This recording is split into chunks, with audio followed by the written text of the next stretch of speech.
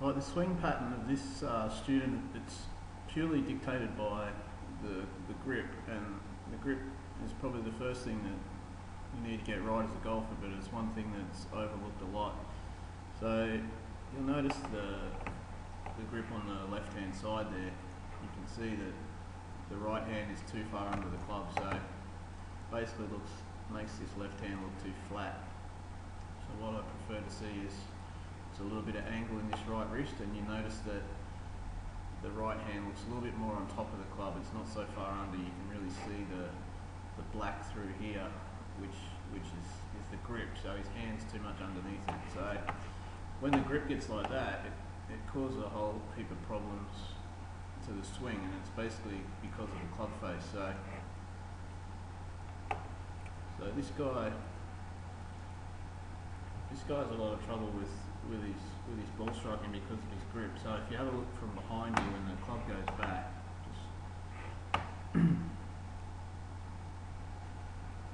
the club face just shuts down too much. You can see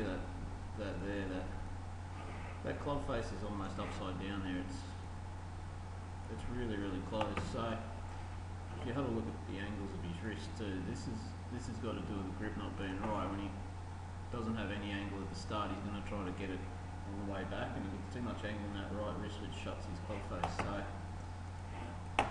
So it gets up to the top, and it's going to be really closed. See the angle of the club face there, really closed.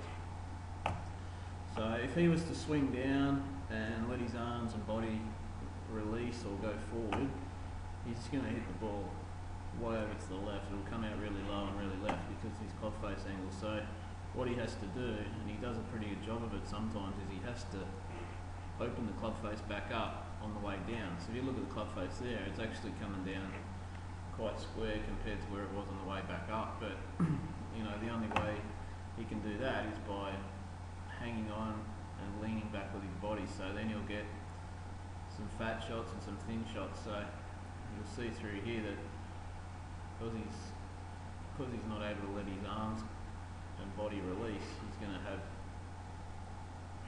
this look here where this right hand is underneath and the left hand's on top.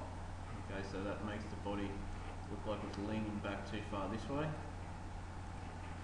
He keeps all his weight too far on his right leg, so that will cause some fat shots and the occasional thin shot as well. And you can see the difference with this one, because the grip's right, the club face is square, there's no hang on the way through. The arms and body can come around, so you see the right arm starting to fold over the left arm, and there's no leaning back or hanging on. Everything just goes forward and upwards. So we look at the two club face angles from behind, you'll see a major.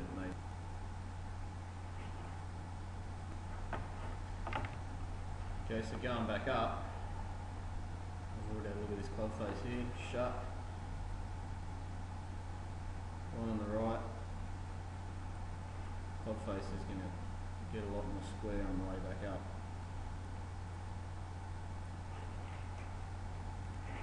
So if we're talking about degrees of club face angle, this is about 90 degrees difference. It's quite a lot for such a small. Only going back a quarter of the way, the club face is already really close. You can really see the difference in the wrist, the right wrist angle there compared to that. Gets the club face in a different spot, so it's really shut at the top. There's a lot of difference in those two club faces purely because of the grip. So I haven't seen this guy's short game yet, but I'm assuming it's going to be pretty horrific, especially his bunkers and his pitching, because if he's using that same grip with all these shots, it's going to go through the rest of his game as well. So you probably have to guess that his bunkers would be a lot of fat and thin shots, pitching shots as well, and even down to the chipping.